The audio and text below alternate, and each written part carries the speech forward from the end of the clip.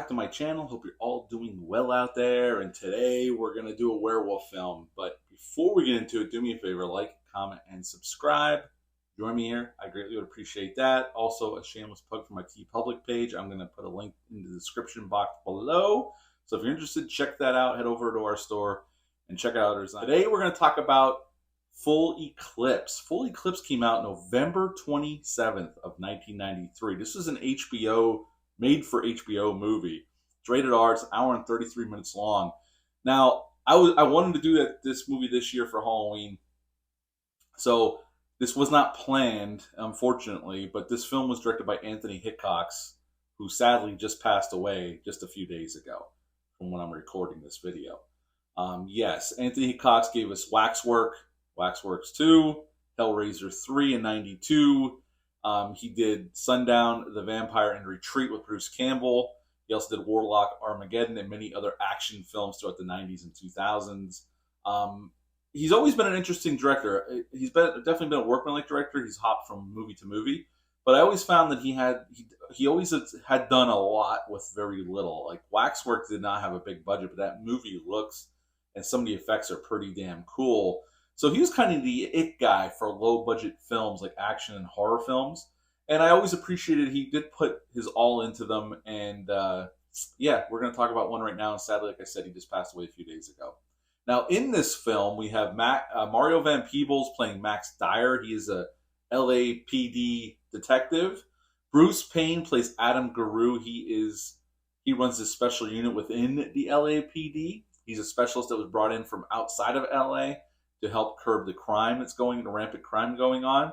And he was the one movie I remember him from the most is he was the main bad guy in Passenger 57 with Wesley Snipes. He's done many other things, but that is where I always remember him from. Paula Marshall plays Lisa, and I always only mention her because she plays one of Guru's teammates because he's his own team going out and taking care of crime, and we'll talk about it. She also was in Anthony Hickox's Hellraiser 3.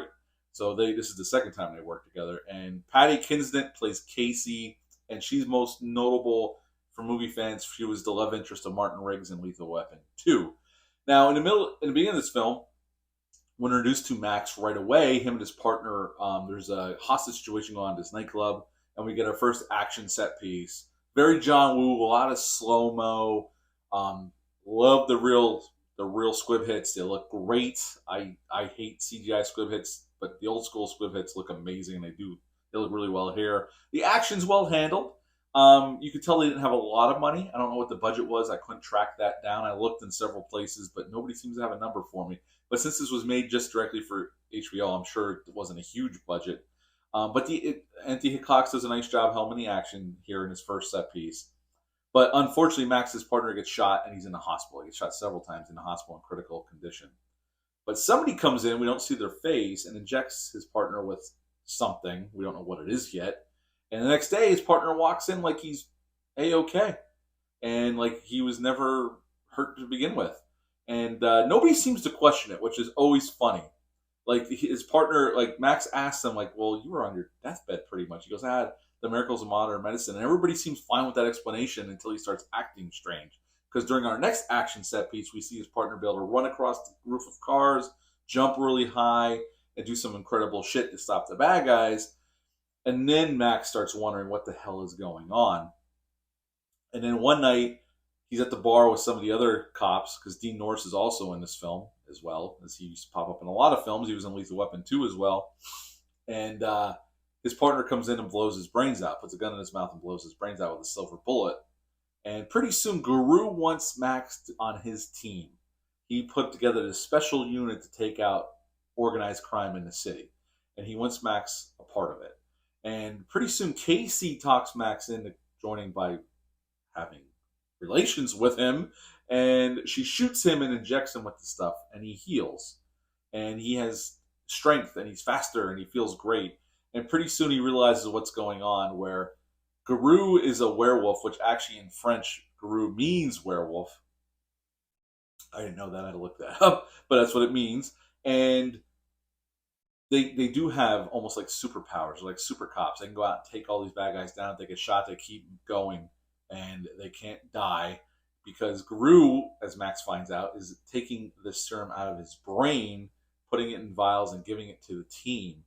But Max is starting to think Gru's out of control, and on the full eclipse, Gru can really show himself. He can turn into a full transformation to this big ass werewolf. And we get our final battle with the big ass werewolf, who the werewolf kills all the rest of the team except for Max.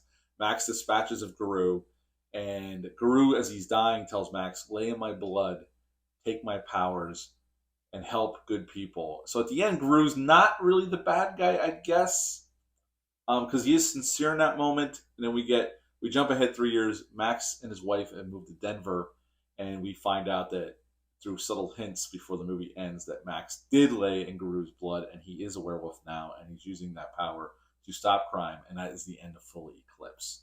What to like about this film? Well, I think the cast is pretty good. Mario Van Peebles is somebody I've always kind of enjoyed when he popped up. He was good in Heartbreak Ridge with Clint Eastwood. I've seen him in a few other things, and he's good here as the main lead here. And he was Anthony Hitchcock's first and only choice for that role.